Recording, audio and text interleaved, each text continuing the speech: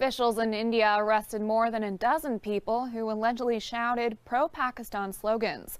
The arrest took place Monday, June 19th in the central Indian state of Madhya Pradesh, the day after Pakistan beat India in the Champions Trophy cricket final.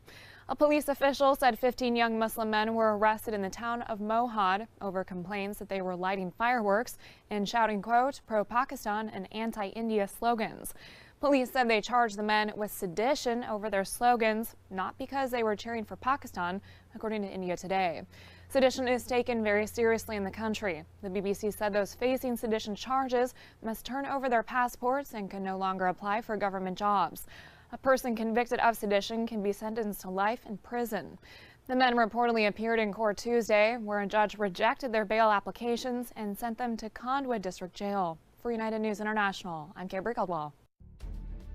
According to U.S. defense officials, an armed Russian fighter jet intercepted a U.S. aircraft over the Baltic Sea on Monday this week. In a statement, the official said that the jet came within a few feet of the U.S. Air Force RC-135, adding that the interaction was both unsafe and unprofessional. Officials go on to add that the armed Russian aircraft was operating at a high rate of speed and that the pilot had poor control. According to a report, the U.S. plane was in international airspace when the Russian jet intercepted it. On Tuesday, Britain's Serious Fraud Office charged Barclays plc and 4 former executives over undisclosed payments to Qatari investors during an emergency fundraising in the 2008 financial crisis. Chief Executive Jeff Staley described its legal cases as being legacy issues that the bank is seeking to put behind it. Reports show that Barclays is facing 21 regulatory investigations and civil actions, mainly in the United States and Britain. A senior lawyer has said that the accusation of fraud could impact Barclays' banking relationships with government and the United Nations departments. Reuters has reported that there is a 90% chance that a tropical storm will develop in the Gulf of Mexico in the next day or two, threatening oil and natural gas facilities and other energy infrastructure as it advances toward Texas and Louisiana. According to the latest forecast by the U.S. National Hurricane Center, the weather system is expected to hit the U.S. coast as a tropical storm, with maximum sustained winds of 45 miles per hour early on Thursday. Currently located about 300 miles south of Morgan City, Louisiana, it is expected to be near the Louisiana coast late on Wednesday. Indonesia, Malaysia, and the Philippines have begun conducting joint naval patrols. The patrols are intended to combat the movement of ISIS-linked groups between the 3 countries, as well as activities such as kidnapping and piracy. The initiative was partly inspired by the crisis in Marawi and the southern Philippine island of Mindanao. The military there is battling ISIS-linked militants who stormed the city on May 23rd. The patrols have been labeled Trilateral Maritime Patrol Indo-Malfi, according to CNN, a mashup of the names of the 3 participating countries. Military chiefs and defense ministers attended the initiative's launch at a ceremony in the Indonesian province of North Kalimantan on June 19th, according to the Associated Press. Maritime command centers are to be set up in each of the 3 countries, which have also agreed to increase intelligence sharing. For United News International from Metro Manila, I am Crystal Yap. Israel has started work on its first new settlement in the West Bank in at least 20 years. Israeli Prime Minister Benjamin Netanyahu announced the beginning of groundwork on Tuesday, June 20th. The new settlement, called Amichai, is meant to house around 300 former residents of the Amona settlement. Amona was demolished after Israel's Supreme Court ruled it was illegally built on private Palestinian land. U.S. President Donald Trump asked Netanyahu at a meeting earlier this year to, quote, hold back on settlements for a little bit. Trump's advisor and son-in-law Jared Kushner is set to arrive in Israel on Wednesday. He plans to meet with Israeli and Palestinian leaders to discuss the peace process. A spokesman for Palestinian President Mahmoud Abbas said the groundbreaking was, quote, a grave escalation and an attempt to foil efforts by the American administration to revive negotiations. For United News International, I'm Gabrielle Caldwell. Japan has passed a controversial anti-terror conspiracy law. The law allows authorities to arrest people they suspect of planning a crime but have not yet carried it out. The law passed the upper house of Parliament on June 15th amid criticism from opposition parties after committee-level voting was bypassed. Thousands of people protested against the bill outside the Parliament building. Critics believe the law is overly broad and will lead to widespread surveillance of ordinary citizens and an overall decline in civil liberties. The bill covers 277 different crimes, some that seem to have nothing to do with terrorism, such as picking mushrooms in a conservation forest, according to the BBC. The ruling Liberal Democratic Party says the law is necessary to ensure security for the 2020 Tokyo Olympics. For United News International, I'm Rachel Latham. Reuters News is reporting that German Chancellor Angela Merkel is urging the EU's 27 remaining members to stick together as talks on Britain's exit from the European Union kicked off on Monday. Speaking during the German Industry Day hosted by the BDI Industry Association in Berlin, Merkel stressed the importance of the talks to the future of European integration. Merkel said, "This is not just about the exit of Britain, with which we want to remain friends, with which we want to live in a good partnership, but it is also about the future of the European Union." On Tuesday, Philippine aircraft and troops launched a renewed push against Islamist militants in Marawi, and a military spokesman said the goal was to clear the area by the weekend Eid festival. The offensive came amid concerns that rebel reinforcements could arrive in the city following Eid al-Fitr, which marks the end of the Muslim holy month of Ramadan. According to an official count, nearly 350 people have been killed since the fighting in Marawi began 5 weeks ago. Residents fleeing the war-torn area have claimed to have seen scores of bodies amid the debris of homes destroyed in bombing and crossfire.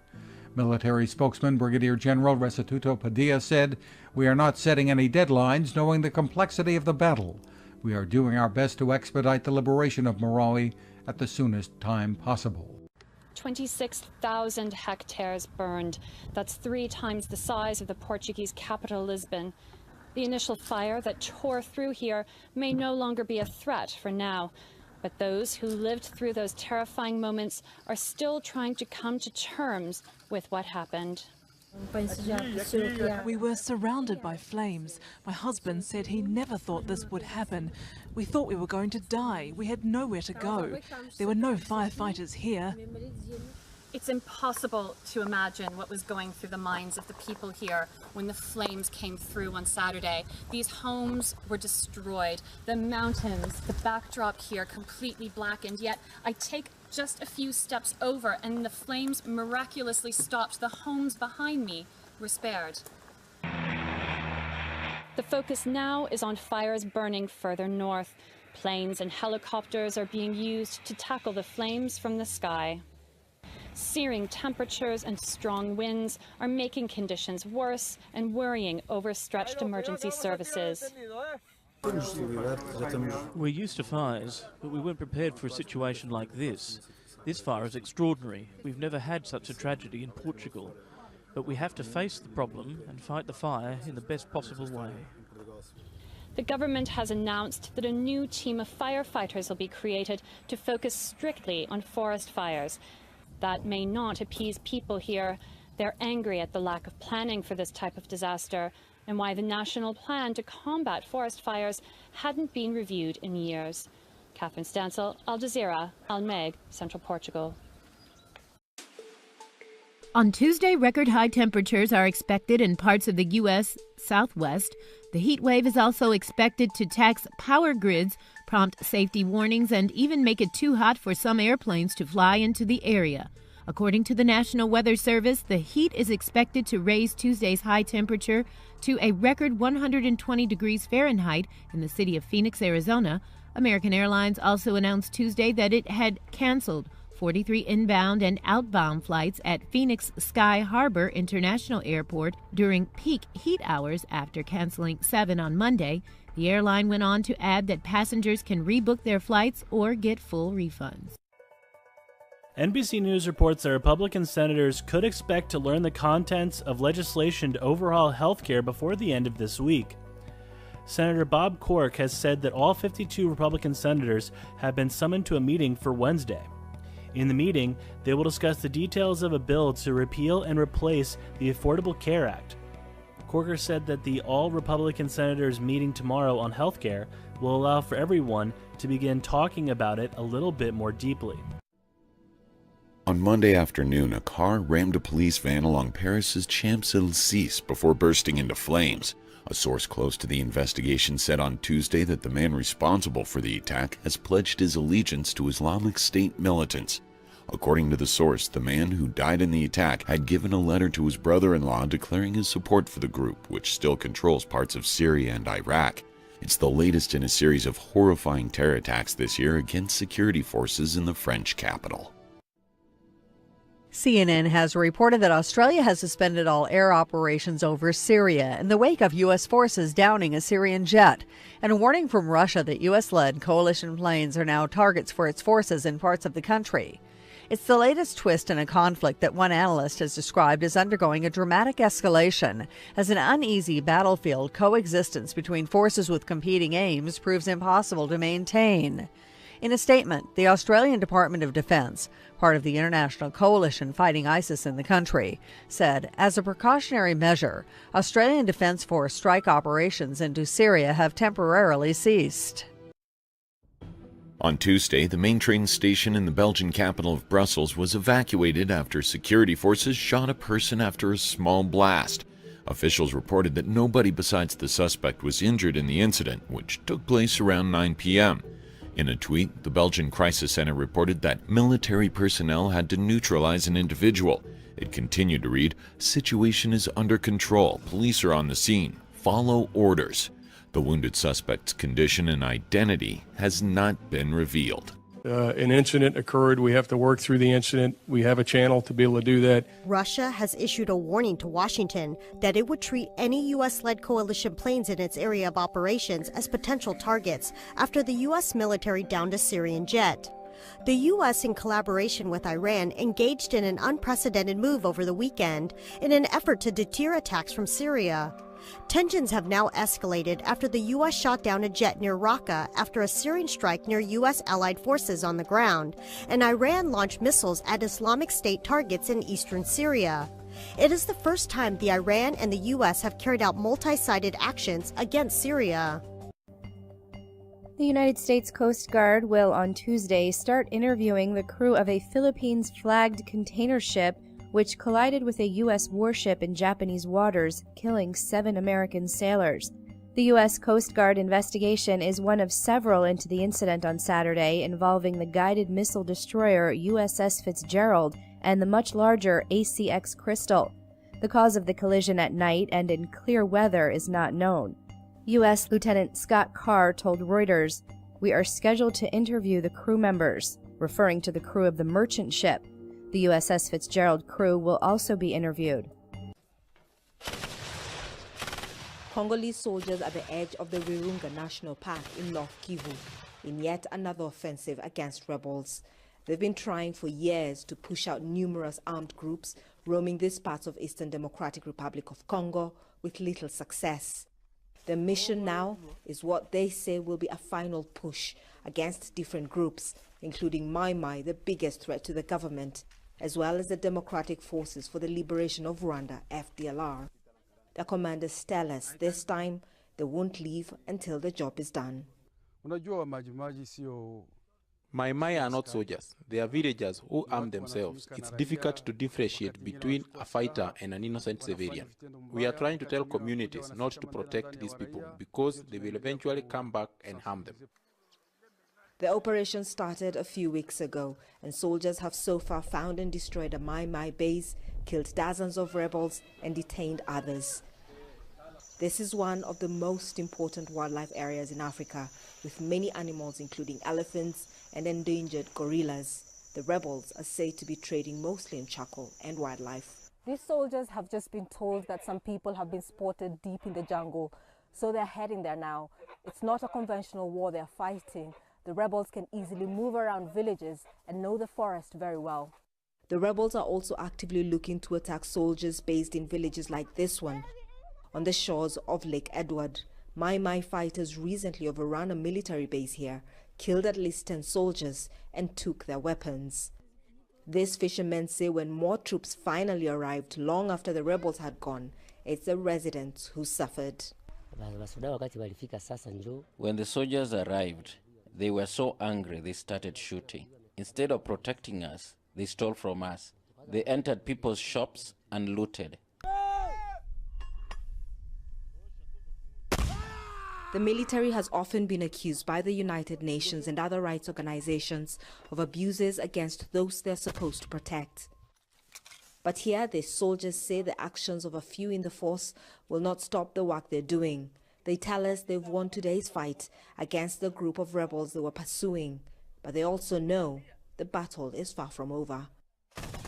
Catherine Soy, Al Jazeera, Buramba, Eastern Democratic Republic of Congo.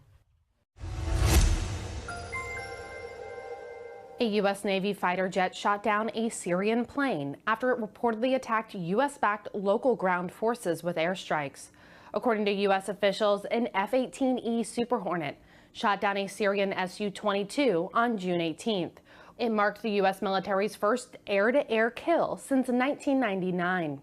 The coalition said the shoot-down took place, quote, in accordance with rules of engagement and in collective self-defense of coalition-partnered forces.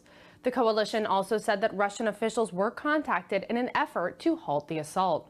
Russia on Monday condemned the act as a flagrant violation of international law and warned the U.S.-led coalition that it will view its aircraft as targets if they're operating in Syrian airspace west of the Euphrates. For United News International from Washington, D.C., I'm Caitlin Mangum. For Mohammed Jan and his extended family, this cluster of mud huts outside the Afghan city of Jalalabad is now home after a life of displacement. The family moved here 6 months ago after spending 38 years in Pakistan. In my younger years, I spent in Pakistan, and now I'm old. How can I make money? We have hundreds of problems. Which one shall I tell you about? They are among the thousands of Afghans forced to leave Pakistan with cash incentives and the hope of a better life in their home country. They say the money has run out and that hope hasn't materialized. Mohammed's younger brother Zakir was born in Pakistan. There's nothing here, no jobs, no wages. My child is sick with malaria. Around the capital, Kabul, temporary camps have been growing rapidly. They provide a snapshot of this crisis.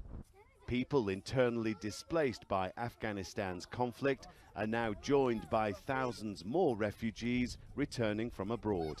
The fear is this surge of refugees could turn into a flood, with some predictions of 2.5 million returnees in the next 2 years. That would mean the population suddenly swelling by 10% in a country that is struggling to cope as it is. At least Kabul offers the chance of earning some money from day labor. Given notice to leave their land soon, the Jan family might have no choice but to join them. On the move once more. Rob McBride, Al Jazeera, Kabul.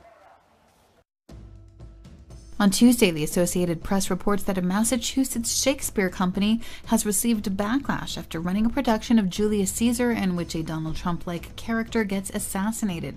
The company received vicious emails from people angry at the production. 2 major sponsors even yanked their support on the New York version of Julius Caesar. The Shakespeare and Company's response explained the importance of artistic freedom, pointing out the error and suggesting ways to learn more about the play. According to a study published Monday in Nature Climate Change, deadly heat waves are going to be a much bigger problem in the coming decades, becoming much more frequent and occurring over a much greater portion of the planet because of climate change. Extreme heat waves, such as the one torching the southwestern United States and the one plaguing Western Europe, are frequently cited as one of the most direct effects of man-made climate change.